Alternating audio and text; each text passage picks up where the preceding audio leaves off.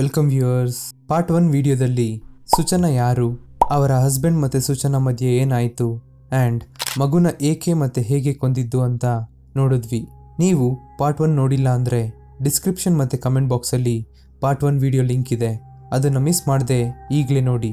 ಈ ವಿಡಿಯೋದಲ್ಲಿ ಸುಚನಾ ಅರೆಸ್ಟ್ ಆದಮೇಲೆ ಏನಾಯಿತು ಮತ್ತು ಈ ಕೇಸ್ ದಿನೇ ದಿನೇ ಹೇಗೆಲ್ಲ ಟ್ವಿಸ್ಟ್ ಪಡ್ಕೊಳ್ತಿದೆ ಅಂತ ನೋಡೋಣ.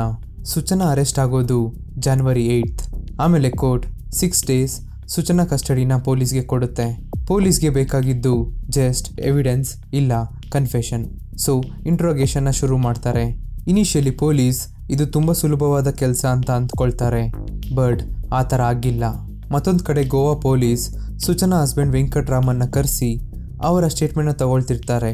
ಆ್ಯಂಡ್ ಕೋಇನ್ಸಿಡೆನ್ಸ್ ಏನಂದರೆ ಅದೇ ಟೈಮ್ಗೆ ಸುಚನಾ ಮೆಡಿಕಲ್ ಎಕ್ಸಾಮ್ ಮುಗಿದು ವಾಪಸ್ ಅವರು ಕೂಡ ಪೊಲೀಸ್ ಸ್ಟೇಷನ್ಗೆ ಬರ್ತಾರೆ.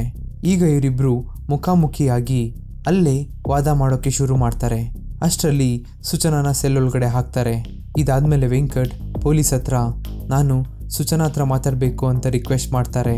ಆಮೇಲೆ ಪೊಲೀಸ್ ಜಸ್ಟ್ 15 to 20 minutes ಮಾತ್ರ ಟೈಮ್ ಕೊಡ್ತೀವಿ, ಏನು ಬೇಕೋ ಮಾತಾಡ್ಕೊಳ್ಳಿ ಅಂತ ಬಿಡ್ತಾರೆ. ಈಗ ವೆಂಕಟ್ ಸುಚನಾ ಹತ್ರ ನಿನಗೆ ಮಗುನ ಕೊಲ್ಲೋಕ್ಕೆ ಹೇಗಾದರೂ ಮನ್ಸು ಬಂತು ಅಂತ ಕೇಳ್ತಾರೆ. ಆಗ ಸುಚನಾ ಫುಲ್ ಶಾಕಿಂಗ್ ಆದ ರೆಸ್ಪಾನ್ಸ್ ಕೊಡ್ತಾರೆ.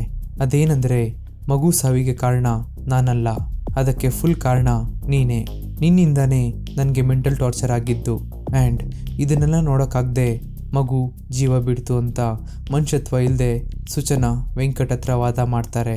ಇಲ್ಲಿ ಗಮನಿಸಬೇಕಾಗಿದ್ದ ವಿಷಯ ಏನಂದರೆ ಸುಚನಾ ಇಲ್ಲಿವರೆಗೂ ನಾನೇ ಕೊಲೆ ಮಾಡಿದ್ದು ಅಂತ ಕನ್ಫೆಸ್ ಮಾಡಿಲ್ಲ ಆ್ಯಂಡ್ ಮುಂದೇನೂ ಮಾಡೋ ಥರ ಕಾಣ್ತಿಲ್ಲ. ಇದಾದಮೇಲೆ ಪೊಲೀಸ್ ಕೊಟ್ಟ ಟೈಮ್ ಮುಗಿದು ವೆಂಕಟ್ ಅಲ್ಲಿಂದ ಹೋಗ್ಬಿಡ್ತಾರೆ. ಪೊಲೀಸ್ ವೆಂಕಟ್ನ ವಿಚಾರಿಸಿದಾಗ ಮಗುನ ಲಾಸ್ಟ್ ಜೀವಂತವಾಗಿ ನೋಡಿದ್ದು ಡಿಸೆಂಬರ್ 10th. ಅದಾದಮೇಲೆ ಸುಚನಾ ಕೋರ್ಟ್ ಆರ್ಡರ್ ಇದ್ದರೂ ಕೂಡ ವೆಂಕಟ್ಗೆ ಮಗುನ ನೋಡೋಕ್ಕೆ ಬಿಟ್ಟಿರಲಿಲ್ಲ. ಪೊಲೀಸ್ ನೀವು ಇಷ್ಟಪಟ್ಟು ಮದುವೆ ಆದ್ರಾ ಅಥವಾ ನಿಮ್ಮ ಪೇರೆಂಟ್ಸ್ ಪ್ರೆಷರಿಂದ ಮದುವೆ ಆದ್ರಾ ಅಂತ ಕೇಳಿದಾಗ ವೆಂಕಟ್ ನಮ್ಮಿಬ್ರದ್ದು ಲವ್ ಮ್ಯಾರೇಜ್, ಸ್ಟಾರ್ಟಿಂಗ್ ಎಲ್ಲ ಚೆನ್ನಾಗೇ ಇತ್ತು, ಬಟ್ ಆಮೇಲೆ ಈಗೋ ಇಶ್ಯೂಸಿಂದ ಇಬ್ಬರ ಮಧ್ಯೆನೂ ಜಗಳ ಶುರು ಆಯಿತು ಅಂತ ಹೇಳ್ತಾರೆ. ಈ ಕೇಸಲ್ಲಿ ಒಂದು ದೊಡ್ಡ ಪ್ರಶ್ನೆ ಏನಂದರೆ ಸುಚನಾ ಮಗುನ ಕೊಂದಿಲ್ಲ ಅಂದರೆ ಬೇರೆ ಯಾರು ಕೊಂದಿರಬಹುದು ಅಂತ. ಏಕೆಂದರೆ ಸುಚನಾ ಸ್ಟಾರ್ಟಿಂಗಿಂದ ನಾನು ಮಗುನ ಕೊಂದಿಲ್ಲ ಅಂತ ವಾದ ಮಾಡ್ತಿದ್ರು. ಸೊ ಪೊಲೀಸ್ ಆ ಹೋಟೆಲ್ನ CCTV ಚೆಕ್ ಮಾಡಿದಾಗ ಅವರಿಗೆ ಆ ಪ್ರಶ್ನೆಗೆ ಉತ್ತರ ಸಿಕ್ಕಿದೆ. ಸುಚನಾ ಮತ್ತು ಮಗು ಬಿಟ್ಟರೆ ಬೇರೆ ಯಾರು ಕೂಡ ಅವ್ರ ರೂಮ್ಗೆ ಹೋಗಿರಲಿಲ್ಲ. ಸೊ ಒಂದಂತೂ ಕ್ಲಿಯರ್ ಆಯಿತು, ಅದು ಮಗುನ ಸುಚನಾನೇ ಸಾಯಿಸಿರೋದು ಅಂತ.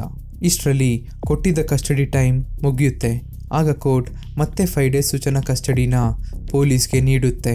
ಈಗ ಇನ್ನೊಂದು ಟ್ವಿಸ್ಟ್ ಏನಂದರೆ ಪಾರ್ಟ್ 1 ವಿಡಿಯೋದಲ್ಲಿ ಸುಚನಾ ಗೋವಾಗೆ ಹೋಗಿದ್ದು ಜನವರಿ 6th ಆ್ಯಂಡ್ ರಿಟರ್ನ್ ಆಗಿದ್ದು ಜನವರಿ 7th ಅಂತ ಮೆನ್ಷನ್ ಮಾಡಿದ್ದೆ. ಇದಾದಮೇಲೆ ಪೊಲೀಸ್ಗೆ ಇನ್ನೊಂದು ವಿಷಯ ಗೊತ್ತಾಗೋದು, ಅದು ಸುಚನಾ already December 31st John 4th ಗಂಟ ಗೋವಾದಲ್ಲೇ ಇದ್ರಂತೆ. ಆಮೇಲೆ ಜನವರಿ 4th ಬೆಂಗಳೂರಿಗೆ ರಿಟರ್ನ್ ಆಗಿ ಮತ್ತೆ ಜನವರಿ 6th ಗೋವಾಗೆ ಬಂದಿರೋದು. ಇಲ್ಲಿ ನಮಗೆ ಡೌಟ್ ಬರೋದೇನೆಂದರೆ ಅವರು ಫಸ್ಟ್ ಟೈಮ್ ಬಂದಾಗಲೇ ಮರ್ಡರ್ ಮಾಡೋಕ್ಕೆ ಟ್ರೈ ಮಾಡಿ ಅದಾಗದೆ ವಾಪಸ್ ಹೋಗಿ ಮತ್ತೆ ಬಂದು ಸಾಯಿಸಿದ್ರಾ ಅಥವಾ ಫಸ್ಟ್ ಟೈಮ್ ಬಂದಾಗ ಮರ್ಡರ್ ಎಲ್ಲಿ ಮತ್ತು ಹೇಗೆ ಮಾಡೋಣ ಅಂತ ಸ್ಕೆಚ್ ಹಾಕೋಕ್ಕೆ ಬಂದಿದ್ರಾ ಅಂತ ಗೊತ್ತಿಲ್ಲ. ಅಟಾಪ್ಸಿ ರಿಪೋರ್ಟಲ್ಲಿ ಬಾಡಿ ಸಿಕ್ಕ 36 hours ಬ್ಯಾಕ್ ಮಗು ಸಾವು ಸಂಭವಿಸಿದೆ ಅಂತ ಇರುತ್ತೆ. ಆ ಲೆಕ್ಕ ನೋಡಿದ್ರೆ ಸುಚನಾ ಮಗು ಸತ್ತು 19 hours ಬಾಡಿ ಜೊತೆನೇ ಇದ್ದರು ಅಂತ ಗೊತ್ತಾಗುತ್ತೆ. ಕೊಲೆ ಆಗಿದ್ದ ದಿನ ಸುಚನಾ ಕಾಲ್ ರೆಕಾರ್ಡ್ಸ್ ಚೆಕ್ ಮಾಡಿದಾಗ ಅವತ್ತು ಅವರು ಜಸ್ಟ್ ಒಂದು ಕಾಲ್ ಮಾತ್ರ ಮಾಡಿದ್ರು, ಅದು ಕ್ಯಾಬ್ ಬೇಕು ಅಂತ ರಿಸೆಪ್ಷನ್ಗೆ ಕಾಲ್ ಮಾಡಿದ್ದಿದ್ದು. ಅದು ಬಿಟ್ಟರೆ ಬೇರೆ ಯಾವ ಕಾಲ್ನೂ ಕೂಡ ಮಾಡಿರಲಿಲ್ಲ. 20th ಜನವರಿ ಕೋರ್ಟ್ ಮತ್ತೆ ಸುಚನಾ ಕಸ್ಟಡಿನ ಪೊಲೀಸ್ಗೆ 13 days ಕೊಟ್ಟಿದೆ.